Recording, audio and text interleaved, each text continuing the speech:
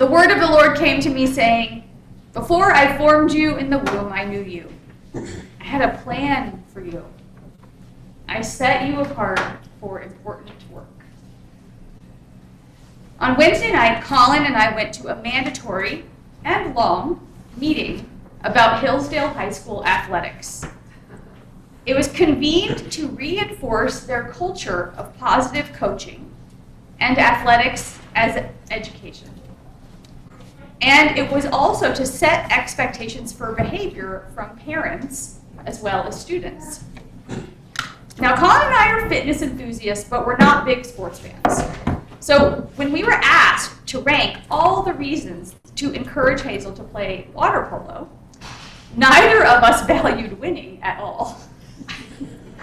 For us, we highly ranked things like healthy lifestyle, building character and resilience, and learning teamwork. There is a 0 chance that either one of us would be on the pool deck yelling at a referee or shouting out coaching advice. We don't even know the rules of water polo. But I still learned a lot about what kind of support kids need from their parents as student athletes. The guy leading the workshop had a lot of what not to do stories about his own dad. Stuff like, don't yell instructions at your kid louder than the coach. It will confuse them. His stories reveal how much our culture of parenting and education has changed since he and I were kids. Now we know a lot more about what children need psychologically, about how brains develop, and about how each different person is neurologically different from birth.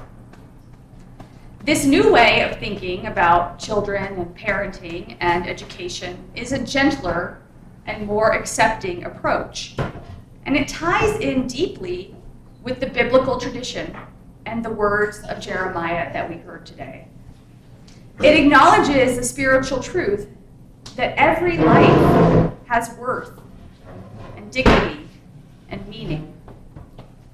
That the way that we are made is good and never deficient. Before I formed you in the womb, I knew you.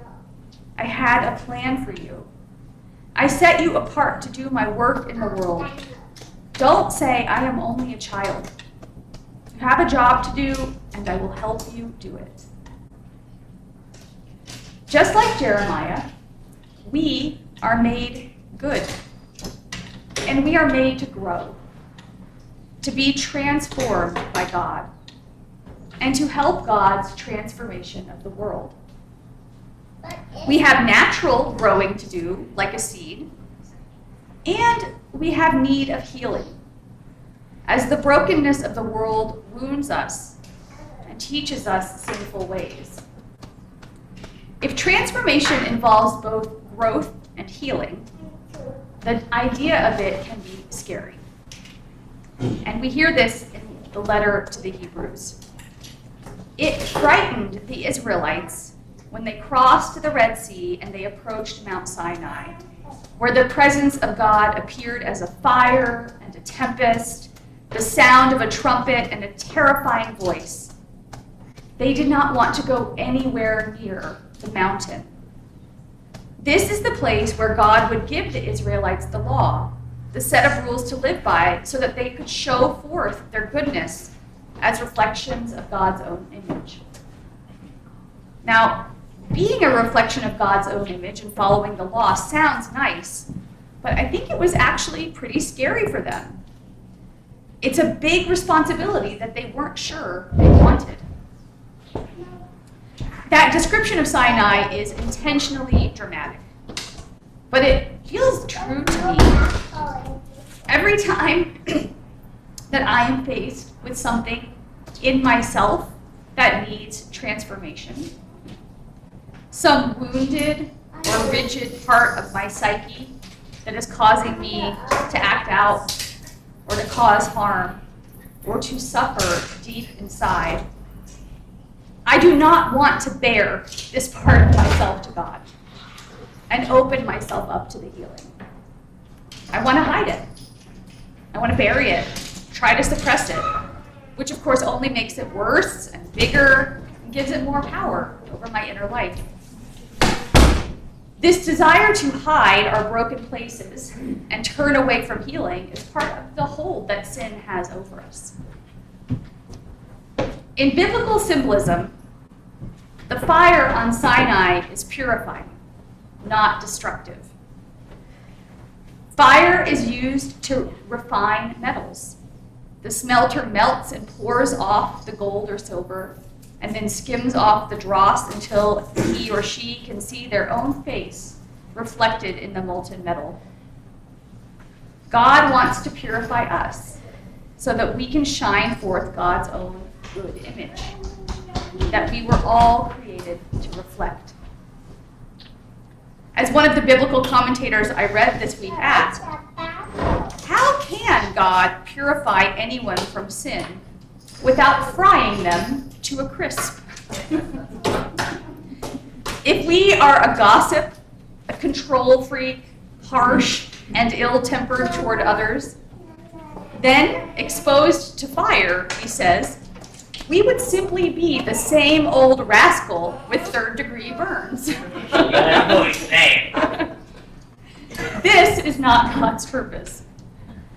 Instead, God's refining fire burns away the cause of our sin, the false self inside of us that we have built up to feel safe and strong and confident in this harsh and oppressive world.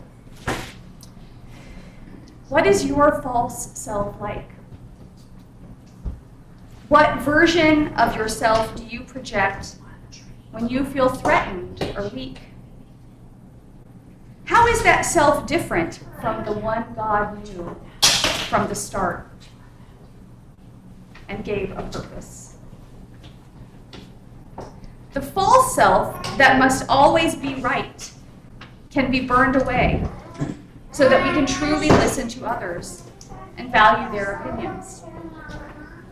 The false self that feels powerless can be burned away to help us find our agency in every situation. The false self that fears we aren't good enough can be burned away so that we no longer judge others or ourselves harshly. The false self that works too hard to earn others' approval can be burned away so that we can find balance.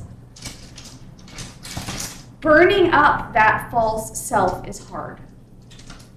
It is scary at first, because we aren't sure which parts of ourselves are the ones God knew before forming us in the womb, and which parts are the broken bits that we've cobbled together to cope in a sinful world.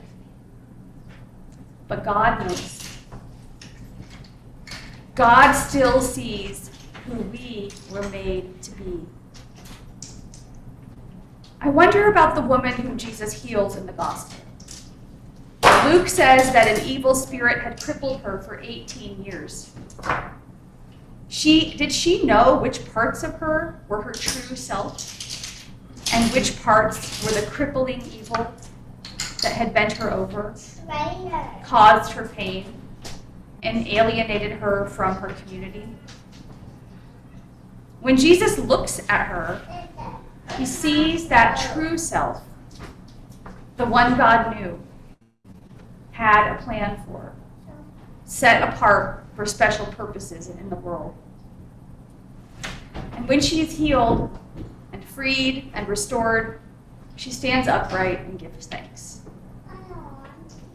The story leads into a debate about healing on the Sabbath, which is a day for resting and for remembering that God freed the Israelites from slavery in Egypt.